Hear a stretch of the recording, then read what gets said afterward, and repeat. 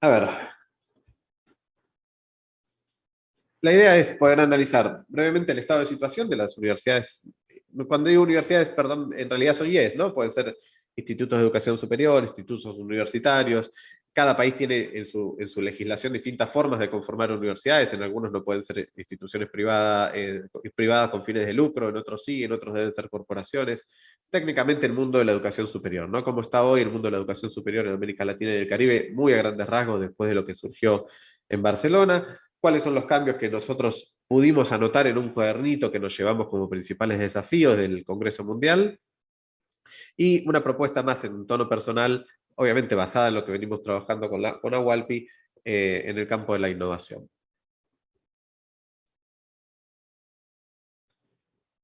Bueno, en primer lugar, decirles que hay que desarticular esta idea post pandemia de que la universidad pasó de moda o que para conseguir un trabajo no es necesario graduarse, ¿no? Hoy tenemos muchísimo en qué trabajar, pero los datos ciertamente desmienten esta hipótesis de que somos fotos viejas y que hay gente que nos revisa en un cajón para ver qué puede sacar de lo mejor de la universidad. La verdad es que muy lejos de eso, la cantidad de estudiantes que están cursando en el nivel superior a nivel global, ya sea universitario o terciario, como les decía, se duplicó en los últimos 20 años. Una tasa de matriculación enorme, ha crecido muy fuertemente, ahí tienen la tasa específicamente de Argentina, perdón, de América Latina y el Caribe. Estamos hablando de tasas que están en el orden de matriculación, en el orden del 50%. Y esto en el fondo es un gran logro del sistema, ¿no? O por lo menos a mí me gusta interpretar este crecimiento en 20 años de un 100%, me gusta interpretarlo como un logro del sistema que evidentemente sigue siendo un espacio atractivo para nuestros jóvenes que ven en la educación superior la posibilidad de formarse de cara a los retos del futuro. Tenemos tres regiones, centralmente en esto, acá yo tomé la región Latinoamérica y el Caribe, tenemos tres regiones que según UNESCO han crecido muchísimo, estamos hablando sobre todo de Asia, Asia Meridional, Occidental, Oriental y Pacífico, pero también América Latina y el Caribe, o sea, sobre el total del globo, del mundo, nuestra región ha tenido un nivel de crecimiento muy alto. Y si ustedes se fijan, los niveles de inserción de la educación superior en nuestra región todavía son bajos. Nosotros estamos en el orden del 50%, ¿no? Y si miramos Europa y Estados Unidos tienen los mismos números, están en el orden del 80%. Me estoy refiriendo específicamente a la tasa de matriculación de poblaciones dentro de la educación superior. Es decir, que los márgenes de crecimiento en cantidad de estudiantes todavía son muy altos para nuestra región. Nuestros sistemas se van a continuar expandiendo si hacemos las cosas bien. Ahora, uno podría hacer zoom, ¿no? ¿Qué implica hacer las cosas bien? ¿Qué queremos decir con esto? Bueno, eso ya es un debate un poco más subjetivo, pero el dato fuerte que me parece a mí es que todavía tenemos márgenes de expansión muy fuerte de nuestro sistema si logramos dialogar con lo que, sobre todo nuestras poblaciones jóvenes, están requiriendo de la educación superior. Después, en segunda instancia, para ver un poco lo que nos trajimos del Congreso de Barcelona. Antes que eso, yo siempre intento incluir algunas frases que para mí son inspiradoras. En este caso de Yuval Noah Harari, él dice, si alguien nos describe el mundo de mediados del siglo XXI y parece ciencia ficción, probablemente sea falso, pero si alguien nos describe el mundo de mediados del siglo XXI y no parece ciencia ficción, entonces definitivamente falso. Es una frase que para mí abre un montón de interrogantes, ¿no? Que es parte de su trabajo como filósofo, como historiador, intentando analizar qué es lo que está viniendo. Entonces, 10 cambios que nos trajimos nosotros del Congreso Mundial de Educación Superior. En primer lugar, hay una tecnologización creciente, tanto en materia de gestión como en materia pedagógica, de lo que sucede en el aula, como de cómo yo gestiono mi institución. Este es un dato, es una tendencia que no va a revertirse de aquí en adelante y que nosotros tenemos que ya adoptar como parte de nuestra política general.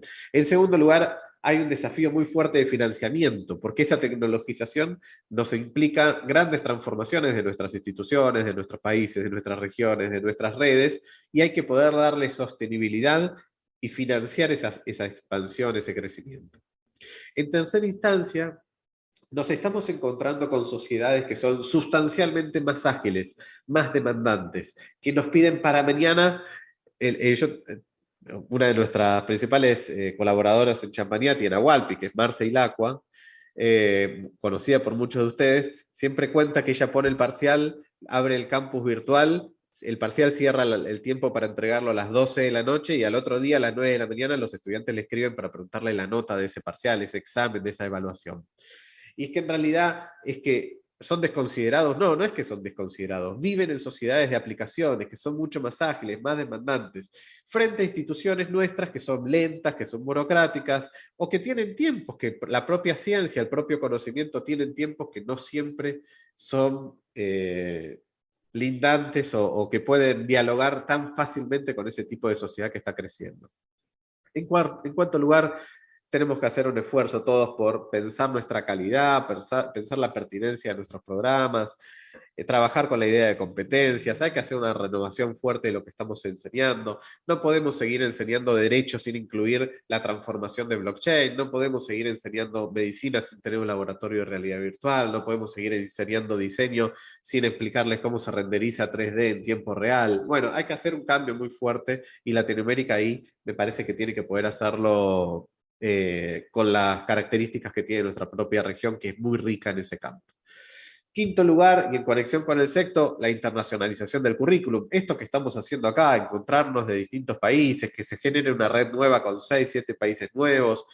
Yo les cuento el caso de algo que estamos armando nosotros. Estamos sacando un curso ahora en marzo del año que viene sobre metaverso y educación, metaverso, Web3 y educación. Y el curso tiene un docente de España, uno de Colombia, de Corea, de Suecia. El metaverso, la sala de metaverso nos la provee una empresa de Pakistán. Estamos aliados con una escuela de negocios para que lo comercialicen en Europa. Tenemos docentes naturalmente de Argentina, tenemos alianzas con instituciones que son de Estados Unidos. Es decir, que hoy los límites son muchos más culturales, internos de nuestra cabeza, que de lo que podemos hacer a partir del proceso de internacionalización que implicó la pandemia.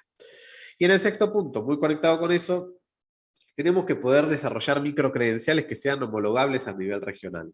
Porque la idea de microcredenciales, que estuvo muy presente en la conferencia regional, en la conferencia mundial en Barcelona, es una idea que todavía no hemos logrado trasladarla tan fuertemente a nuestra región. Me voy a pasar para ampliar el punto 5 y el punto 6 un poquito de este listado y después vuelvo a leer los otros 4 puntos.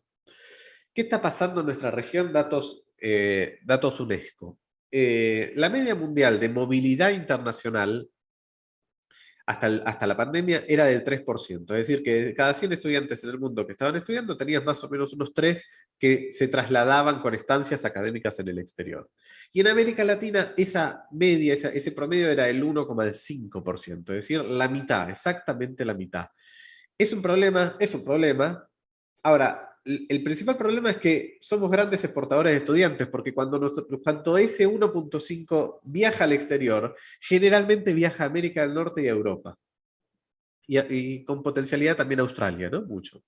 Ahora, nosotros lo que tenemos que lograr es que nuestra región tenga mejores canales, más aceitados, para que los procesos de internacionalización, ya sean virtuales, lo que se llama internacionalización en casa, o ya sean estancias académicas en el exterior de nuestros docentes o de nuestros estudiantes, se hagan en la propia región, o por lo menos tengan un capítulo en nuestra propia región. Porque si nosotros formamos aquí y después no solo viajan afuera para hacer sus estancias académicas, sino que se van a vivir afuera para aplicar todo lo que han aprendido, es realmente una pena para la potencialidad socioeconómica que puede tener nuestra región. Es una tendencia que tenemos que trabajar entre todos para revertir. ¿Cómo se trabaja? Bueno, hay que lograr convenios que no sean solo un papel formal, sino que sean de articulación real, que nuestras clases sean espejo, que nuestros docentes puedan tener acceso a financiamiento para viajar, que nuestros alumnos encuentren la riqueza de comprender la cultura de lo que está pasando no solo a 200 kilómetros, sino a 200.000 kilómetros. Bueno, eso es parte de un cambio cultural fuerte, ¿no? Que Europa lo ha salvado ya hace unos cuantos años después de Bolonia y que Latinoamérica todavía no logra dar ese debate. Punto 7, diálogo con estados nacionales burocráticos. Aquí no hay mucho para agregar, el mismo término ya lo dice. Nosotros como instituciones solemos trabajar con estados que no siempre comprenden la transformación de nuestras sociedades, que muchas veces están lejanos a los cambios y que en muchos casos también tienen ciertos niveles de corrupción que complican el desarrollo institucional lógico de una propuesta de largo plazo.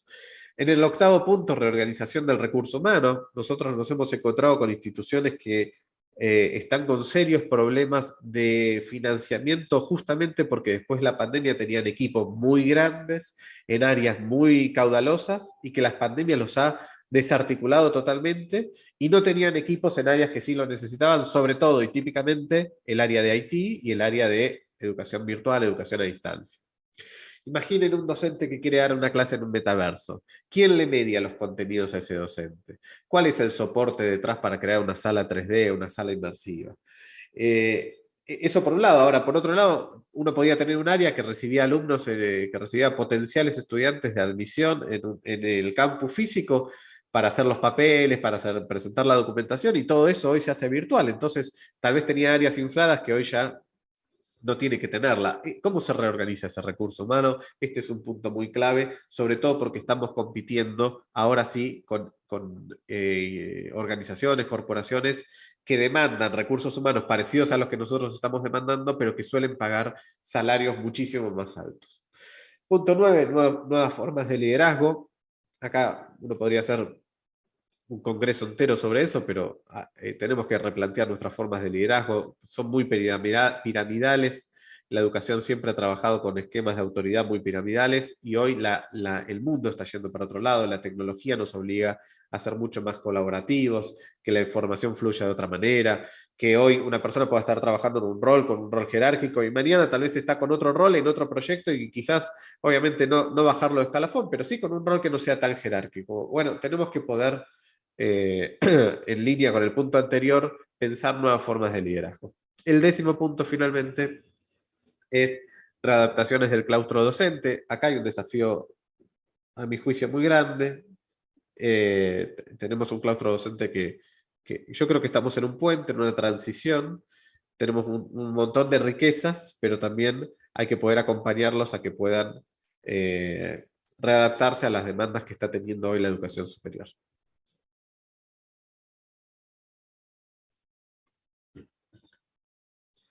Bueno, técnicamente,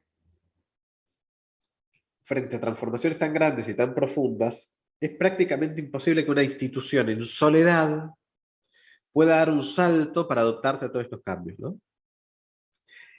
O por lo menos, quizás aquí ya es un campo más subjetivo, pero a mí me parece que sin alianzas estratégicas, para algunas instituciones va a ser muy difícil poder readaptarse y dar un salto de calidad en materia de transformación de las instituciones. Entonces, yo quise hacer el foco, poner el foco sobre tres niveles en los cuales creo que tenemos que profundizar articulaciones más reales. En primer lugar, el obvio, el nivel horizontal entre instituciones. Creo que es el más salvado de todos. Todos tenemos buenos vínculos con algunas instituciones, por lo menos. Hay que profundizarlos un montón más, pero por lo menos ya está tendido el puente. Este tipo de congresos es la clara demostración de eso. Ahora, después también a nivel vertical, entre niveles educativos, ¿no? Uno no puede tirarse para atrás en la silla y decir, no, lo que pasa es que los alumnos que vienen de lo que acá en el colegio, en la Argentina se llama secundario, pero ustedes me entienden, ¿no? El último nivel del nivel obligatorio viene con niveles muy bajos y bueno, la universidad hace lo que puede para contenerlos, pero tampoco no puede transformarse toda para contenerlo. Bueno,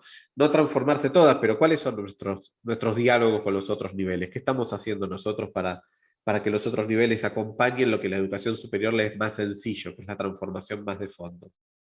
Y en tercer orden, pensar en articulaciones transversales, es decir, con otros actores de la vida económica y social del país. Nos es muy cómodo hablar con otras universidades, pero nos sentimos incómodos cuando tenemos que hablar con empresas, con laboratorios de innovación, con estados, con organismos internacionales.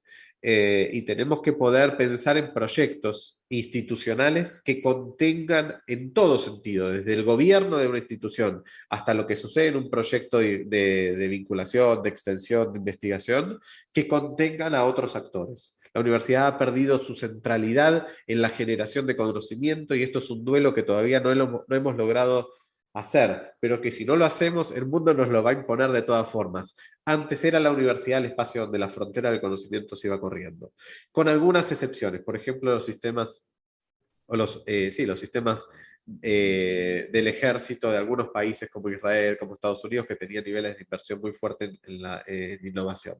Bueno, hoy ha cambiado rotundamente. La generación del conocimiento es mucho más horizontal. La universidad es un actor clave, pero es un actor más. Entonces tenemos que poder lograr articulaciones transversales.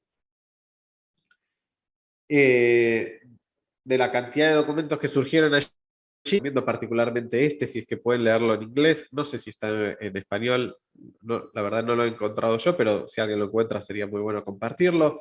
Yo les rescaté una frase en línea en coherencia con la presentación, pero hay un montón de apartados interesantes. Esa frase dice, es posible desarrollar instituciones comprometidas en ser innovadoras y competitivas y al mismo tiempo ser socialmente responsables y adoptar fórmulas francas y cercanas para cooperar con otras universidades y organizaciones. Y a mí me parece que esta frase de Guri resume un poco lo que en Latinoamérica y el Caribe tenemos como con un prejuicio muy grande, ¿no? Que es que si uno se alía con una empresa para trabajar en la salida laboral de nuestros estudiantes, en sus competencias, en sus skills, es como que se prostituye la educación, ¿no? Uno no puede tener ese proyecto educativo y a la vez ser socialmente responsable o trabajar cooperativamente con lo que sucede en un barrio popular de nuestro país. ¿Y por qué no? ¿Por qué no podemos pensar en instituciones comprometidas, veloces, de vanguardia, fuertes, con laboratorios de innovación, pero que también tengan un nivel de responsabilidad fuerte con lo que sucede en el entorno?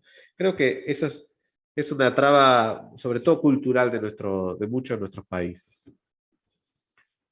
Bueno, en tercer orden, algunas propuestas de innovación eh, que venimos trabajando. En realidad mi campo es mucho más este que el otro. Yo soy rector de una universidad privada de Argentina desde hace unos 4 o 5 años, así que el mundo del gobierno universitario me toca muy directamente, también por la presidencia de Walpi, pero ya desde hace 2 años estoy trabajando mucho en todo el campo de innovación, Web3, el mundo cripto, metaverso y etcétera. ¿Qué es lo que surgió allá? Que se escuchó mucho en Barcelona y que se viene escuchando mucho, es hay que poner al estudiante en el centro, empoderar su propio proceso de aprendizaje, ¿no? Que sienta que la institución está pensada desde el estudiante y a partir del estudiante se construye todo el resto, y no viceversa, no es que uno construye una institución y después espera que llegue el estudiante. Eh, Piense que hay materias que alguien puede preferir hacerlas virtualmente por la riqueza de la expansión en el campus online, y hay otras en las que puede preferir interactuar físicamente con colegas, con docentes, etc. Incluso probablemente hay cursos que un estudiante quiera tomarlos en una universidad y cursos que quiera tomarlos en otra universidad. Y esto es una tendencia que yo creo que va a llegar muy en el corto plazo. Ahora, hay que pensar que nuestras universidades ya no operan en un plano unidireccional, sino que operan en capas, que son paralelos, ¿no? Yo acá sí puse 6, pero seguramente hay más. Piensen ustedes que uno puede armar un curso masivo, autoadministrado, con videoclases grabadas, con tutorías, en alianza con edX, con Coursera, con alguna de esas plataformas. Uno puede dar sus clases en un entorno virtual inmersivo, ¿no? Como un metaverso o como salas de simulación. Uno puede pensar en un curso, en un programa que sea de cursado asincrónico, en un campus virtual, con contenido mediado y que el alumno entre a un Moodle o a cualquier plataforma, a cualquier LMS. Uno puede pensar en cursos sincrónicos virtuales, ¿no? En salas de videoconferencias, un Zoom. Uno puede pensar en clases híbridas que se estén dando presencialmente, pero que tengan una retransmisión simultánea. Y finalmente uno puede pensar en los cursos a los que estamos más habituados, que son los cursos regulares, presenciales, en salas, en aulas de un campus físico. Y yo marqué solo estos 6 ejemplos, pero debe haber un montón más. Ahora, tenemos que pensar que no son modelos contradictorios estos 6. No es que se chocan entre sí, o que hay una universidad que hace uno y otra universidad que hace otra. Lo que estamos viendo como tendencia global es que son distintos pisos de un mismo edificio, ¿no? Yo le pedí a los chicos de acá de diseño de la Champa que nos ayuden con esta ilustración. Son distintos pisos de un mismo edificio con paredes y techos porosos que se retroalimentan entre sí o que tendrían que retroalimentarse entre sí. Muchas veces coinciden en un mismo momento del trayecto. Y además componen en su totalidad la experiencia de lo que yo creo que va a ser la nueva universidad del siglo XXI.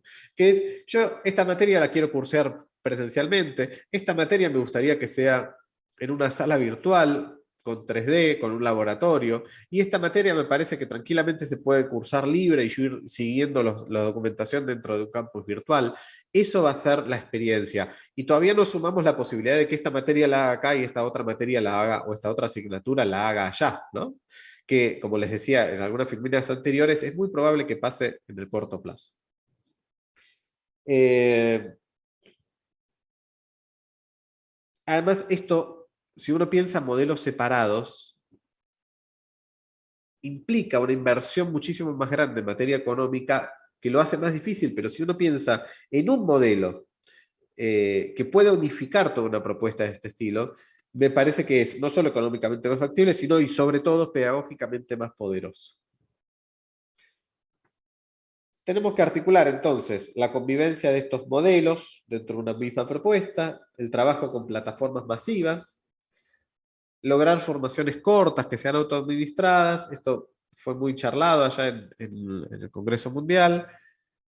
Empezar a pensar en mayor curva de edad, ¿no? La idea del lifelong learning, y empezar a trabajar más inteligentemente con nuestros datos, con los datos de nuestras instituciones, y a partir de ahí todo lo que se puede hacer. Yo puse inteligencia artificial, pero es mucho más que eso.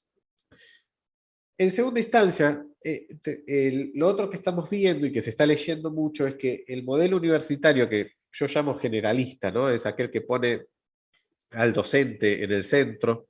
Imaginen ustedes el docente que asiste a una sala física, a un aula física durante 2 horas, da su clase, su clase magistral, su exposición sobre un contenido, como viene haciéndolo hace 20 o 30 años, a un grupo de 20 o 30 estudiantes y que luego se retira. Es un tipo de modelo universitario que ya no existe más. Y ustedes me dirán, ¿cómo que no existe más? Y es lo que sucede en mi institución. Bueno, yo acá lo grafiqué con esta idea de una estrella apagada a la que todavía le queda luz y nosotros la vemos ahí, pero técnicamente es un modelo que ya no existe más. Hay sobrada evidencia de que lo que sucede al interior de un aula seguramente va a ser lo primero que cambie, ¿no? Lo que se transforme más en el corto plazo.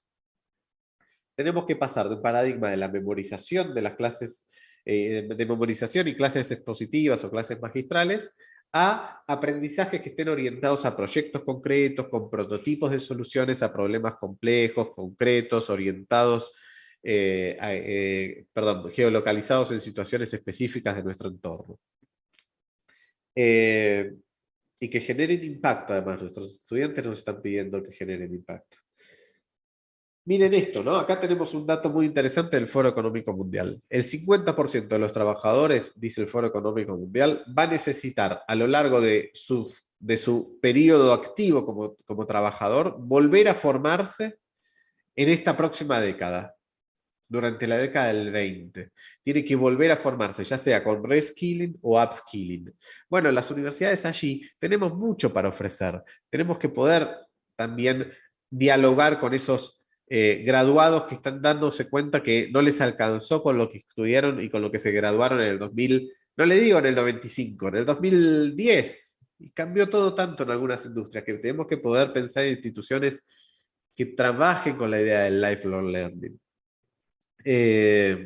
Y además no podemos continuar formando profesionales que estudien contenidos y realicen prácticas en espacios geográficos únicamente próximos a la universidad, al campus o al lugar donde viven, porque la verdad es que la posibilidad de que después se vean interpelados por corrientes globales a lo largo de su vida laboral es verdaderamente alta. Ya cada vez más los equipos son globales y uno encuentra trabajos que ya no demandan necesariamente un espacio físico, sino que demandan una capacidad con el mundo virtual.